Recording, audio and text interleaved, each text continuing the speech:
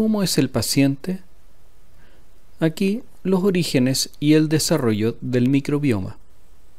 Esta es una clase de medicina evolutiva del profesor Stephen Stearns de la Universidad de Yale, traducido por el quien habla.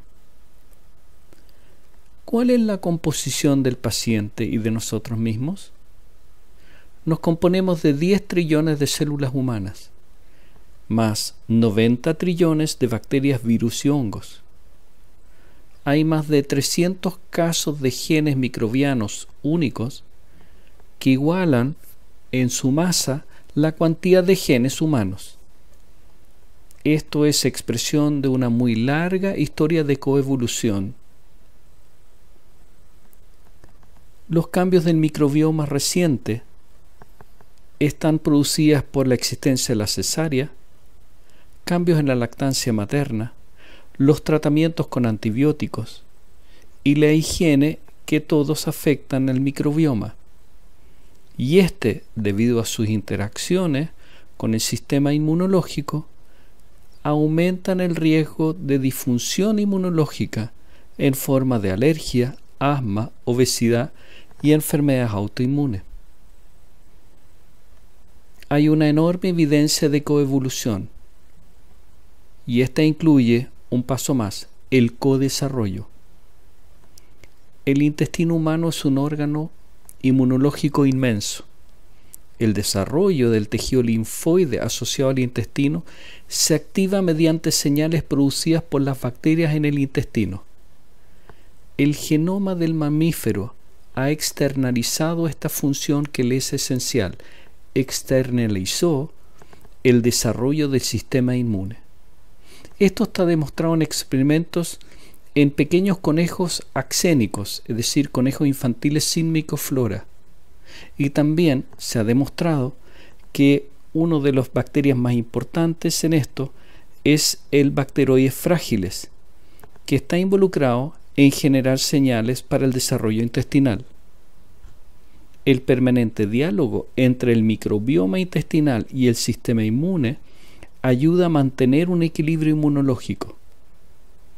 Las mutaciones de los receptores NOT, que son aquellos receptores que reconocen moléculas asociadas a los patógenos, cuando ellos están afectados, aumentan significativamente el riesgo para la enfermedad de Crohn, que es una enfermedad inflamatoria autoinmune del intestino. Aquí el gráfico que muestra el epitelio intestinal. En esta mitad a la izquierda, el epitelio prenatal, y en el lado derecho, el epitelio postnatal, ya estimulado por la presencia de bacterias. Este es el lumen. Aquí está el epitelio, que incluye células caliciformes o mucinosas o glandulares, la lámina propia y la región submucosa. Aquí están los linfonodos mesentéricos, su par especializado en la lámina propia, las placas de Peyer, y aquí el mismo intestino, pero con modificaciones, dado por la presencia de estas bacterias, las cuales interactúan con el huésped a través de estas inmunoglobulinas A y los MAPS, que son estos patrones moleculares asociados al microbio, producidas por estas células epiteliales, las células de Paneth.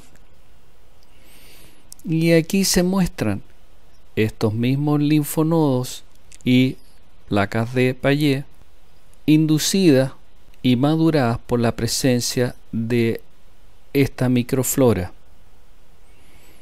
Y esta es la manera en el que, y este es el aspecto con el cual el huésped interactúa y modula la relación con este mundo, enorme mundo de comunidad bacteriana que está dentro del intestino, el que se calcula en al menos unos 10⁻17 tipos de bacterias.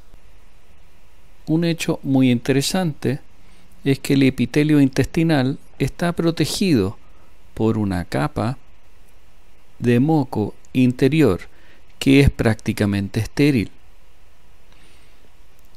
Aquí está representado el intestino delgado, aquí el intestino grueso, que se diferencian porque la carga de bacterias es mucho mayor en el intestino grueso que en el delgado. Pero en ambos casos se producen una serie de péptidos antimicrobianos y inmunoglobulina para mantener a raya o bajo control toda la comunidad bacteriana que vive en el lumen.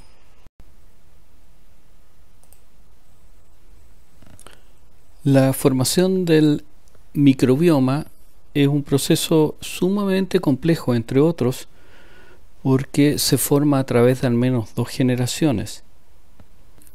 Ocurren cosas que son definitorias antes de que se inicie el embarazo. Y estos son cosas como el estatus nutricional y la programación epigenética que ella posea. Luego ocurren cosas que afectan el bioma de la madre mientras el infante está en útero.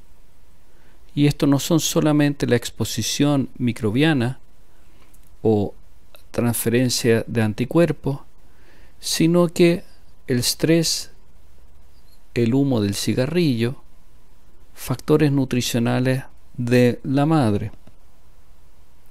Y luego factores que suceden justo antes y durante el parto, como son los determinantes dados por el método de parto, vía vaginal o cesárea, el uso o no de antibióticos perinatales, el modo de nutrir al infante, ya sea con leche materna o fórmula, y cómo se inicia la colonización del tracto gastrointestinal.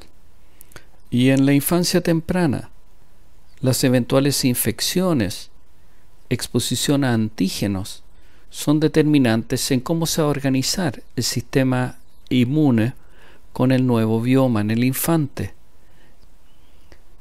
Y aquí datos que apuntan cómo la vía del parto es determinante en la formación del nuevo bioma en el recién nacido.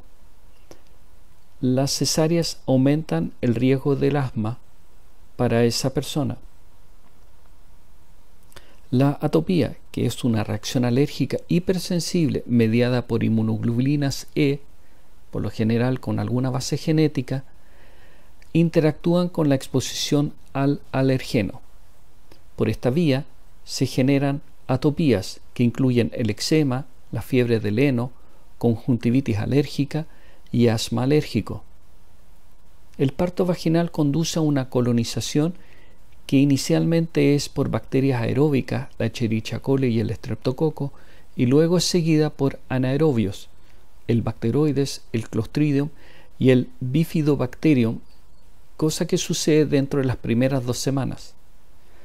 Ahora, el Bifidobacterium tiene un rol en la maduración de la secreción de la IgA para la saliva, lo que puede proteger contra la alergia.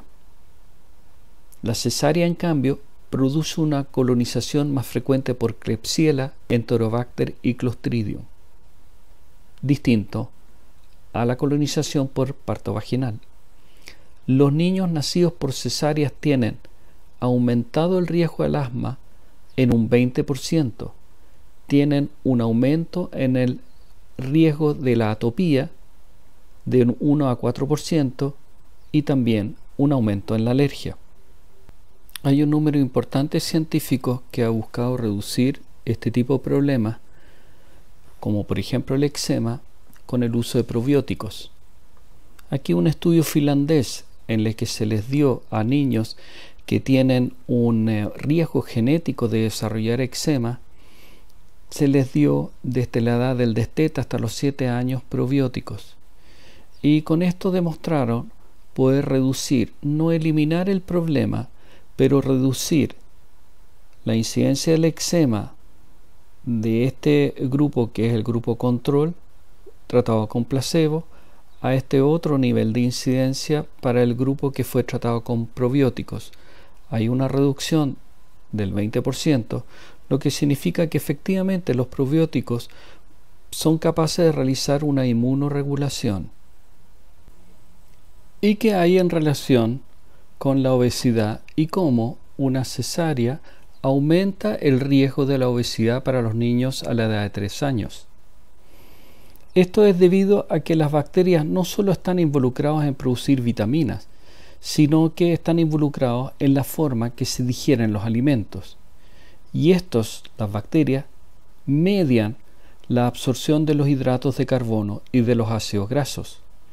De modo que si usted tiene una modificación del bioma por alguna perturbación, como por ejemplo la cesárea, entonces el modo en que usted tiene para digerir los alimentos también ha cambiado.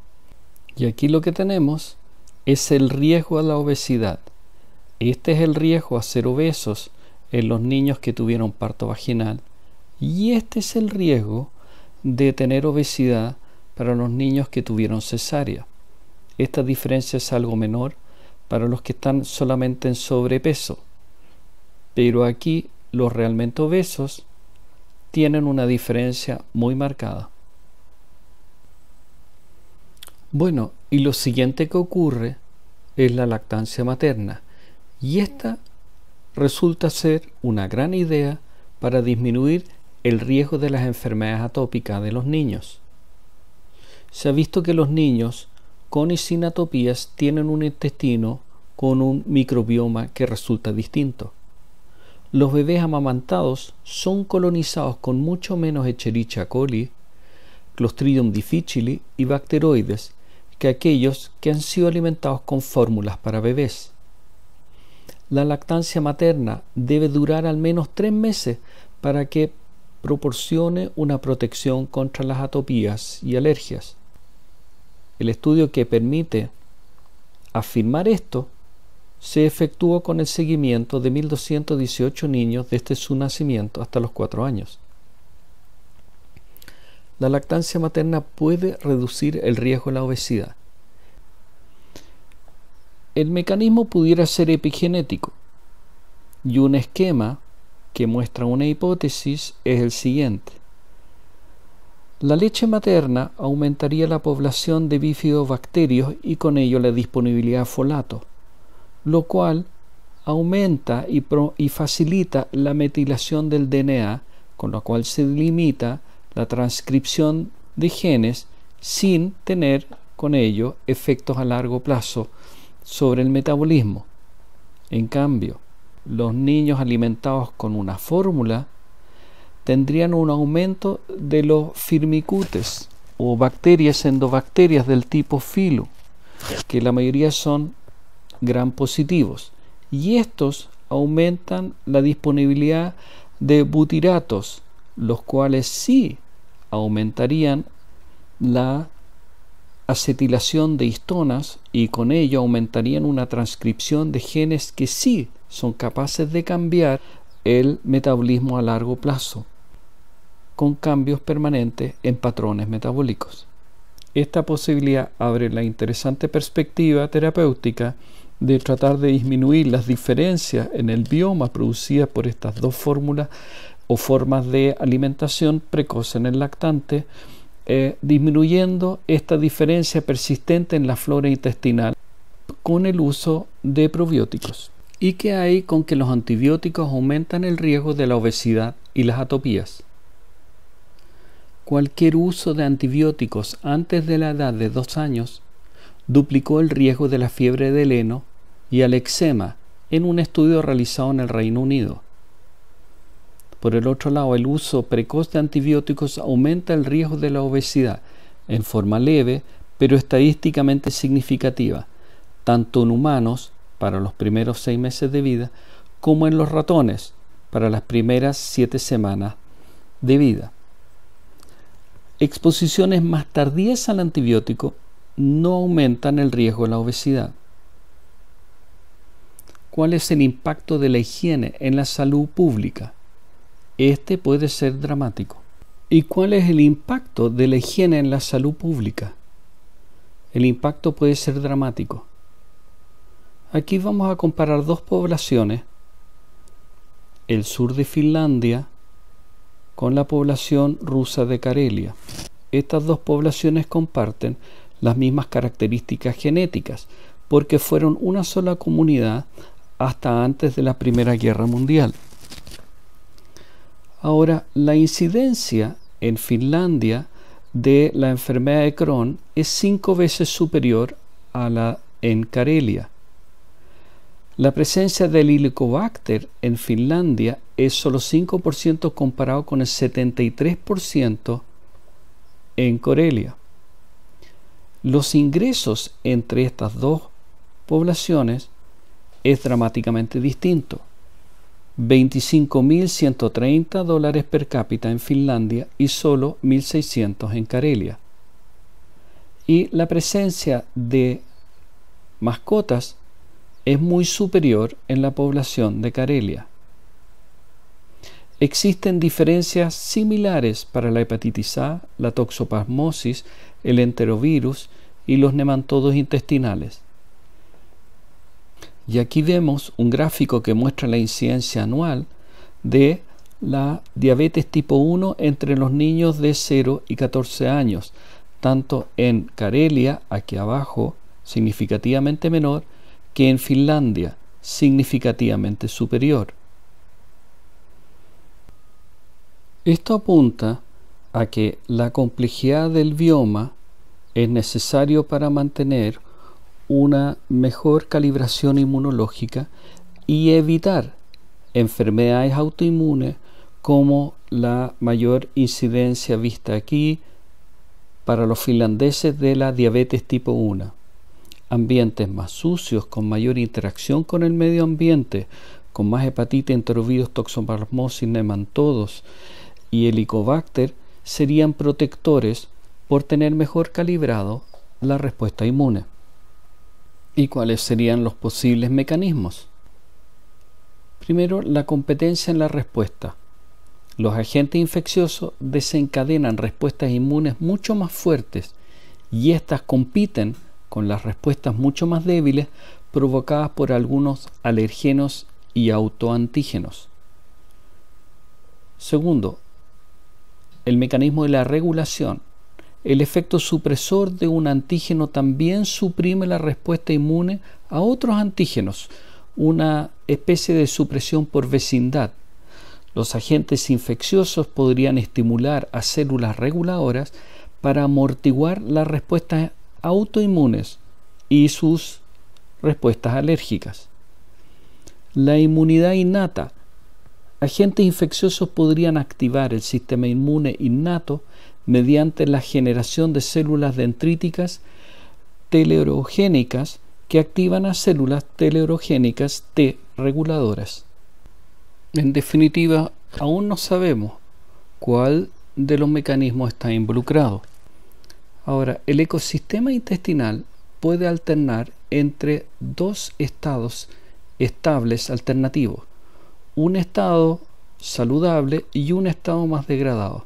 El proceso sería el siguiente.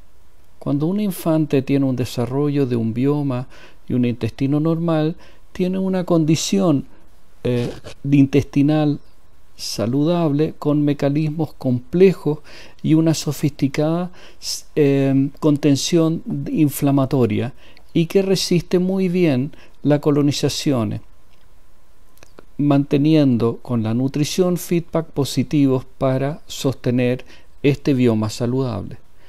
Puede haber inconveniente agudo, una disrupción aguda de esta flora por algo y está la posibilidad de una recuperación completa y rápida con la intervención, por ejemplo, de un episodio de diarrea corto o el uso de un antibiótico. Pero también existe la posibilidad de que haya una recuperación incompleta y el intestino pasa a un modo de operación llamado degradado pero estable, en los cuales los mecanismos metabólicos y de tolerancia inflamatoria son más simples y estos sí se mantienen y resisten la colonización por microbios de un intestino sano. La pregunta es si es que esta degradación del bioma puede ser compensado o restituido con el aporte de probióticos, o este estado también es resistente al aporte de probióticos. Este es un esquema que está en discusión y plantea estas interrogantes. Y ahora el resumen. El desarrollo y la expresión de nuestro sistema inmunológico ha coevolucionado con nuestro microbioma. Las intervenciones que afectan a nuestro microbioma cambian los riesgos de la atopía, de las enfermedades autoinmunes y de la obesidad. Estas intervenciones incluyen la cesárea en lugar del parto vaginal, la fórmula en lugar de la leche materna, los tratamientos antibióticos muy tempranos en la vida y el fenómeno de la higiene. El resultado de todo esto es un desajuste, un mismatch. Las enfermedades de la civilización son causadas por la incapacidad de la biología de evolucionar a la par con la velocidad de los cambios culturales. Esta es una clase de Stephen Steers de la Universidad de Yale, traducido libremente por el quien habla.